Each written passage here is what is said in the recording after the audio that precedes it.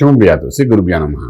కుంభరాశి వారిలో పుట్టిన వాళ్ళు ఎవరైతే ఉంటారో వాళ్ళు దశలో అంతర్దశ ప్రకారం ఒక యోగంలోకి వెళ్తుంటారు, వ్యాపారం చేస్తుంటారు, తర్వాత స్ట్రగుల్ చేస్తారు, సక్సెస్ అవుతుంటారు.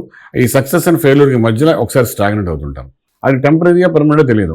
ఆల్మోస్ట్ ఒక డీల్ అయిపోతుంటుంది. ఆ డీల్ అయిపోతే లాస్ట్ మినిట్లో ఫైన్ సంతకం కాకుండా అయిపోతుంటారు ఫైల్. మన మిత్రుడు ఉన్నవాడు ఒకసారి శత్రువుగా కనబడుతుంటాడు కుంభరాశి వారికి, కుంభలగ్నం వాడికి. సో అటువంటిప్పుడు టెక్నికల్ మనం చూడాల్సింది దీనికి రాజ్యం ఇచ్చేవాడు ఎవరు, వాడు ఎవరైనా శుక్రుడు. శుక్రుడు అంటే మళ్ళీ అమ్మవారు. సో అమ్మవారి యొక్క మంత్రాన్ని అభిషేకం ఇంట్లో చేసుకోవడం చాలా అవసరం పడుతుంది.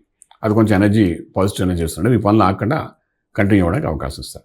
ఇంకా మనకు కంఫర్ట్గా అనిపించట్లేదు, రాజ్యం ఇచ్చేవాడు శుక్రుడు కాబట్టి దాన్ని related with diamond or white జాకాన్.